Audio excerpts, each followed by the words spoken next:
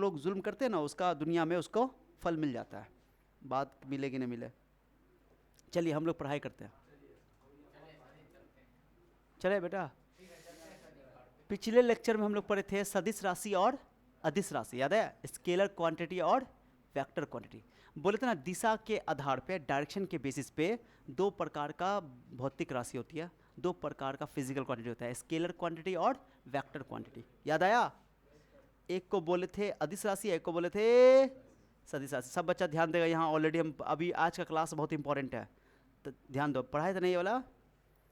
वह भौतिक राशि जिसमें केवल परिमाण होता है। परिमाण, परिमाण किसको बोलते हैं? जिसमें नंबर आता है और यूनिट आता है ना। जैसे 5 kg हुआ ना, 5 kg, तो ये दोनों मिलके बोलते हैं इसको परिमाण। ठीक है? तो मास के लिए दिशा की कोई ज़रूरत नहीं होती है, सिर्फ परिमाण की ज़रूरत होती है। तो परिमाण जो मास है यानी द्रव्यमान है, वो एक तरह का अदिश राशि है। तो वैसी राशि जिनको दिशा की कोई ज़रूरत नहीं होती है, केवल परिमाण चाहिए, उसमें केवल परिमाण चाहिए, उसको बोलते हैं हम लोग अदिश राशि। ये वीडियो ये पहले लेक्चर में पढ़ा चुके हैं, डिटेल से जाके जो छोड़े हुए उसको रिवीजन कर लेना, जो पढ़ चुके वो भी रिवीजन करना, जो छोड़े हुए तो उसको पढ़ना ही पड़ेगा, और कोई विकल्प नहीं आगे पढ़ने के अलावा। ठीक है? आगे अगर समझना चाहते हो तो इसको पढ़ना पड़ेगा। उदाहरण के तौर पे बोला था मास, मास के लिए दिशा की जरूरत, लंबाई, समय, दूरी, चाल, ये सभी अदिश राशि है, इसको दिशा की कोई ज़रूरत नहीं होती है। अदिश राशि सिंपल तरीके से जोड़ा जाता है, जैसे सिंपल मैथमेटिक्स है ना, उस तरह जोड़ दो। सदिश राशि, सदिश राशि मतलब दिशा वाला, जिस राशि में दिशा की जरूरत होती है परिमाण के साथ साथ, उसको बोलते हैं हम लोग सदिश राशि, वेक्टर क्वांटिटी। इसमें मैग्नीट्यूड के साथ साथ डायरेक्शन भी चाहिए, ऐसे में तुम सीधे सीधे जोड़ नहीं सकते हो। इसका एग्जाम्पल हो गया विस्थापन, डिस्प्लेसमेंट, वेग, वेलोसिटी, त्वरण, एक्सलरेशन, बल, फोर्स, संवेग, मोमेंटम, एटसेट्रा, ओके, इत्यादि और भी है। समय इस सभी को अपने क्लास 9th में पढ़ने वाले हैं। अब जो बातें मैंने इसको बहुत अच्छे से एग्जाम्पल दे करके समझाया था, ओके? अरे समझा कि नहीं? समझा नहीं समझा था? ये भी समझाया था फोर्स के बारे में, स्केलर क्वांटिटी अंग्रेजी में, वेक्टर क्वांटिटी अंग्रेजी में, समझा? याद आया? अब जो बातें बताने वाला हूँ, ध्यान सुनो, ये लड़का ध्यान सुनो, इंपॉर्टेंट है। यहाँ पर से जो फिजिक्स स्टार्ट होगा, फिजिक्स क्लास 9th का ये वो चैप्टर है जो जान है आगे के लिए, जान। समझो, अगर ये चैप्टर तुमको आ गया तो आगे आने वाला हर चैप्टर फिजिक्स का समझ में आ जाएगा। ठीक है? क्लास 11th में भी चैप्टर आता है, इसलिए ध्यान से सुनो क्या होता है। अच्छा, मैं तुमसे पूछूँ एक चीज़, ध्यान देना। मैं तुमसे एक एग्जाम्पल लेता हूँ, सुनो। आजा, अच्छा जा, इधर ध्यान दो, इधर ध्यान दो। ये एक लाइन है, ठीक है?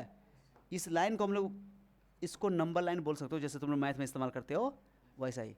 अब मैं एक चीज़ तुमको बताता हूँ, ध्यान देना। ये जीरो होता है यहाँ पे, ठीक है? एक कभी जीरो को बोलते हैं मूल बिंदु, ओरिजिन, मूल बिंदु, ओरिजिन। जहाँ से कोई चीज़ स्टार्ट करता है ना, माने जब हम लोग किसी मोशन को स्टडी करते हैं तो उसको बोलते हैं ओरिजिन। ठीक है? अब यहाँ पे जो चैप्टर का नाम है वो है मोशन। क्या चीज़ बताओ? मोशन। हिंदी में बोलते हैं उसको गति। क्या बोलते हो बोलो? गति। कोई वस्तु गति में या मोशन में कब कहा जाएगा? कोई वस्तु गति में है कब कहा जाएगा? तो उसको फिजिक्स के हिसाब से कैसे डेफिनेशन दोगे, कैसे परिभाषित करोगे, वो चीज़ तुमको तब समझ में आएगा जब ये तुम समझोगे।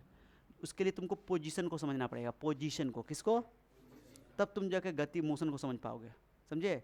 तो मोशन में क्या होता है, जैसे मेरी बात ध्यान सुनो, एक टर्म है पोजीशन। क्या चीज़ है जल्दी बताओ?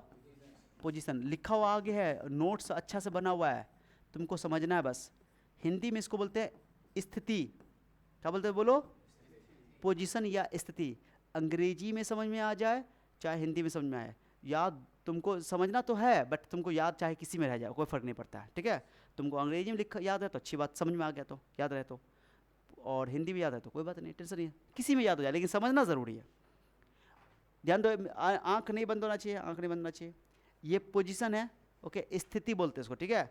अब मेरी बात बताओ, अभी हम यहाँ पर खड़े हुए हैं, अरे खड़े हुए हैं। अब मैं थोड़ी देर बाद यहाँ चला गया, मैंने क्या किया? अपना पोजीशन बदल लिया, पोजीशन बदल लिया। जब भी कोई बॉडी इसका, इस दौरान समय नहीं लगा, समय नहीं लगा, समय तो चलता रहा, समय तो रुकता नहीं कभी।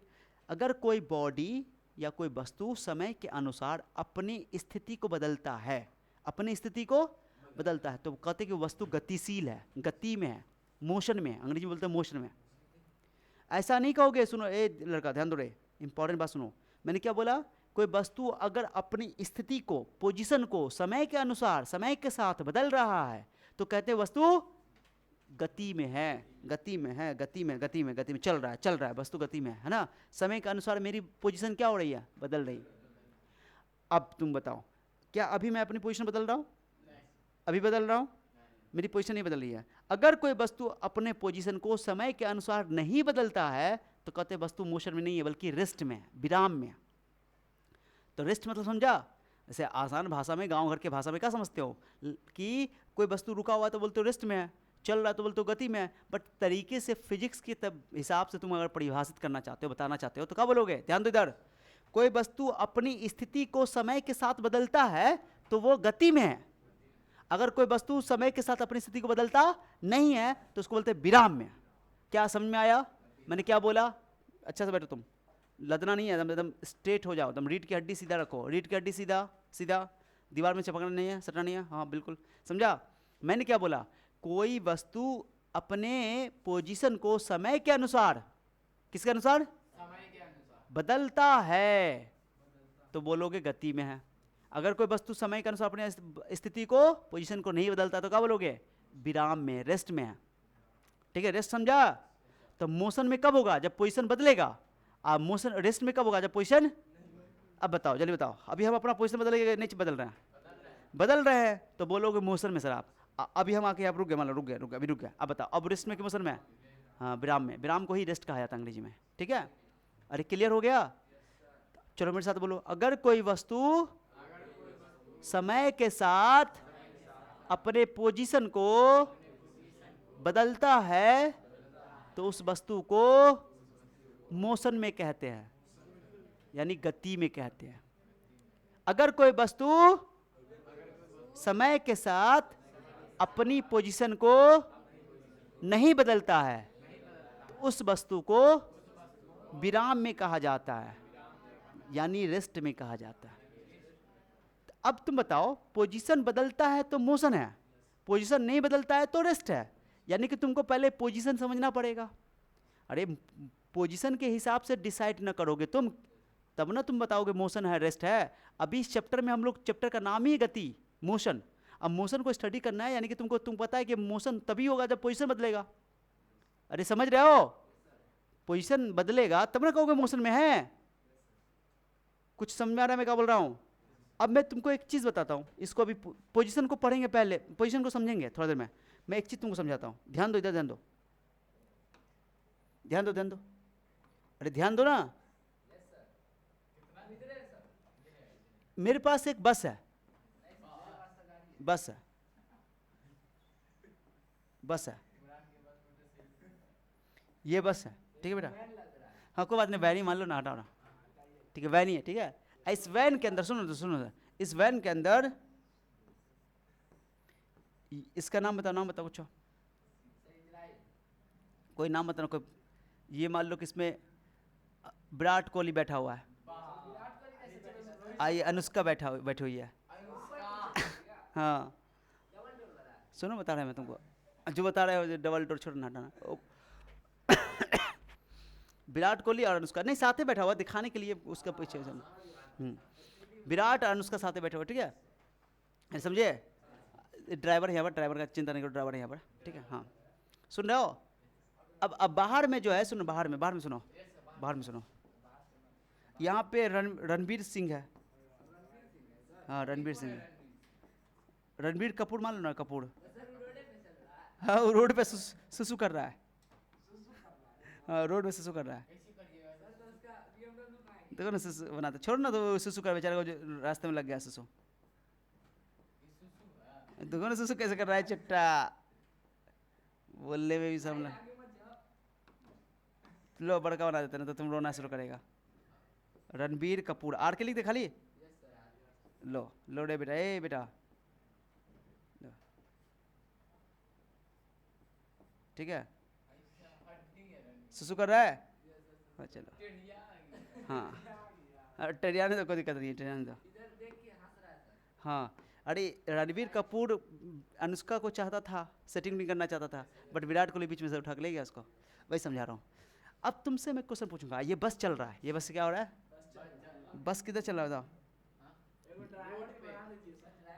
ड्राइवर बना दे, ड्राइवर कुछ भी बोल दो ना, कोई ड्राइवर हटाओ, डी लिख दे ड्राइवर, आइए इधर जा रहा है मोशन में, ठीक है, इधर जा रहा है, ठीक है, छोड़ो खत्म, आगे नहीं समझाने के लिए, रोड खत्म है, रोड खत्म है, बकल वाला आगे सर ना कहीं रोड है पूरा, ठीक है, चल रहा है ये, ठीक है।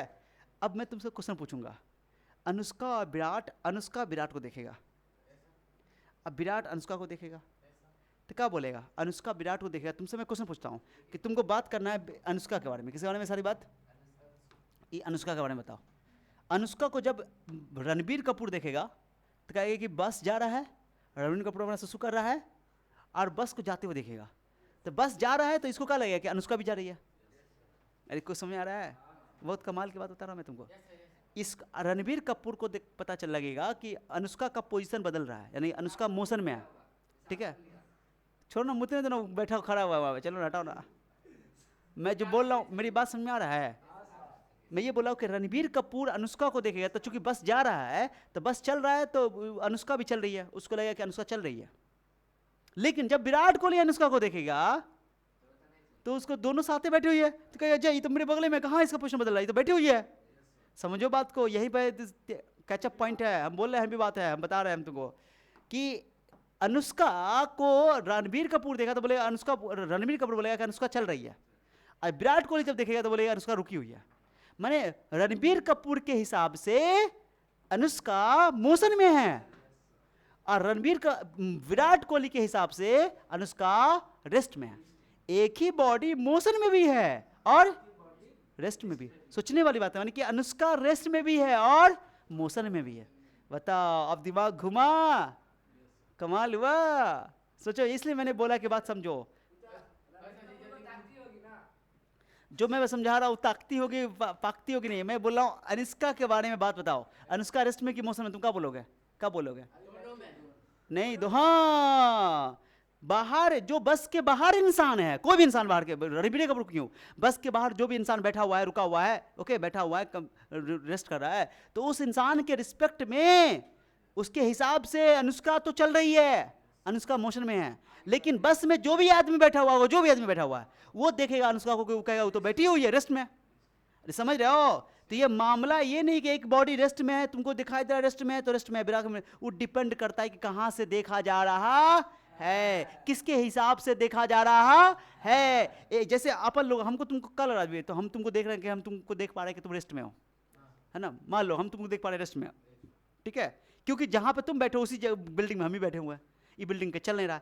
लेकिन तो सोचो दूसरी दुनिया से कोई इंसान अगर देख रहा होगा इस धरती को, और धरती तुम जान रहे हो घूम रहा है, घूम रहा है ना, तो दूसरी दुनिया का इंसान तुमको देखेगा तो कहेगा ये इमोशन में है, जबकि हम तुमको बोलेंगे रेस्ट में। अब दूसरी धरती दुनिया का इंसान देखेगा तो कहेगा बस बस मैं ये कर, छोड़ना एग्जाम्पल दे रहा हूं मैं तुमको, चट्टा जो अंदर की बात बता रहे हो समझ नहीं रहा बेटा, तुम चला जाता है, तब भावनाओं को समझो, भावनाओं को।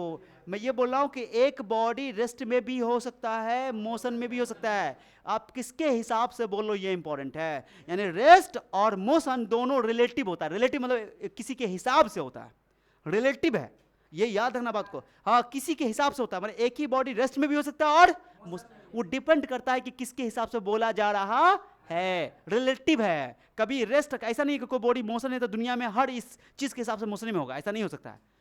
और कोई बॉडी रेस्ट में तो दुनिया के हर हिसाब, पूरे कायनात में हर चीज के हिसाब से वो मोशन रेस्ट में रहेगा, ऐसा नहीं है। बात समझ रहे हो, रेस्ट और मोशन दोनों रिलेटिव है। रिलेटिव मतलब कि दोनों एक दूसरे के हिसाब से होता है, किसी न किसी के हिसाब से होता है। कुछ समझाया मैंने क्या बोला, क्या ये बात भेजा में गया, मैंने क्या बोला, रेस्ट और मोशन रिलेटिव टर्म्स है, रिलेटिव है, वो किसी न किसी के हिसाब से होता है, ठीक है। हाँ भाई समझा दिया, रुको ना बिल्कुल। तो ये अनुष्का मोशन में है कि रेस्ट में, जल्दी बताओ। नहीं ऐसे नहीं बोलो, बोलो अनुष्का रणबीर कपूर के हिसाब से इसके रिस्पेक्ट में अनुष्का मोशन में है। अब विराट कोहली के हिसाब से अनुष्का रेस्ट में है, या बस में कोई भी बैठा हुआ इंसान है उसके हिसाब से। मैं एग्जांपल ही समझा रहा हूं, तो ये बोला कि रेस्ट और मोशन रिलेटिव है। कंसेप्ट को समझो, हार्दिक पांड्या पे मत जाओ बेटा, जो समझा रहे कंसेप्ट को समझाओ उसको। रेस्ट और मोशन, बोलो रेस्ट एंड मोशन रिलेटिव है, सापेक्षिक है, किसी न किसी के हिसाब से होता है। एक ही बॉडी रेस्ट में भी हो सकता है और मोशन भी हो सकता है। हाँ, वो डिपेंड करता है आप किसके हिसाब से बोल रहे हैं। चलो चलो, ट्रेन में हम लोग बैठे हुए हैं, ट्रेन चल रहा है, तुम छोड़ो, हो गया, ट्रेन में बैठे हुए हम लोग ट्रेन में बैठे हुए हैं, ट्रेन चल रहा है। अब तुम बताओ कि अगर तुम हमको देखोगे तो क्या बोलोगे? तुम बोलोगे सर हम तो रेस्ट में, हम तो बैठे हुए ट्रेन में। और कोई बाहर आदमी बाथरूम में, मेरा तो ट्रेन में ना बेटा, बाथरूम में जा रहा है, चट्टा कहेगा तो चल के, भाई बता रहे अलग बैठा हुआ आदमी है ना, तो तुम क्या बोलोगे? ट्रेन में रेस्ट में। लेकिन बाहर का आदमी जो देखेगा, ट्रेन के बाहर का आदमी कहेगा ट्रेन भाग रहा है, तो बोले ये भी तो भाग रहा है। समझा? नहीं समझा लग रहा है? इसी को बोलते हैं रिलेटिव। क्या बोलते हैं इसको? और रिलेटिव समझना जरूरी है। सापेक्ष, कोई चीज अब्सोल्यूट नहीं होता है। अब्सोल्यूट की दो टर्म समझो, अंग्रेजी में टर्म है रिलेटिव और अब्सोल्यूट। ये दो टर्म अगर तुम समझ गए तो तुम्हारी दुनिया बन जाएगी, क्योंकि ये मैथमेटिक, ये टर्म का मतलब बहुत इंपॉर्टेंट है। रिलेटिव, सब बड़ी दुनिया बन जाएगी बेटा, तुम देखते हो ना खाली। रिलेटिव बोलो, जल्दी बोलो, नाम क्या है इसका? रिलेटिव। हिंदी में इसको बोलते हैं सापेक्ष। क्या बोलते बेटा? सापेक्षिक, या हिंदी में इसको बोलते हैं सापेक्षिक बोलो या अपेक्षिक बोलो। सापेक्षिक और अपेक्षिक नहीं बोलो बेटा, आगे आगे बकरा है, ये समझा? सापेक्षिक और अपेक्षिक, ठीक है। रिलेटिव मतलब होता है सापेक्षिक या हिंदी में, और एक होता है अब्सोल्यूट।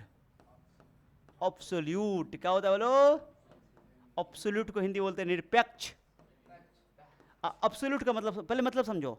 अगर कोई बॉडी, कोई चीज है जो मोशन में है, तो वो दुनिया के हर चीज के मोशन में है, हर चीज के, ठीक है, तो तब कहते हैं उसको अब्सोल्यूट। नहीं समझा? तो अब्सोल्यूट का मतलब होता है कि कोई ऐसा चीज मोशन में है, अब कहीं से देखो वो मोशन में है, हमेशा मोशन में है, ओके, तो उसको अब्सोल्यूट बोलेंगे। कोई चीज रेस्ट में, तो दुनिया के हर चीज के हिसाब से रेस्ट में है, तो वो बोलेंगे अब्सोल्यूट है। लेकिन ऐसा तो होता नहीं है। रियल में एक बॉडी रेस्ट में भी हो सकता है और मोशन में भी हो सकता है। वो डिपेंड करता है कि किसके हिसाब से बोला जा रहा है। इसलिए मैंने बोला कि मोशन और रेस्ट ये क्या होता है? अब्सोल्यूट होता है, रिलेटिव होता है? जल्दी बताओ।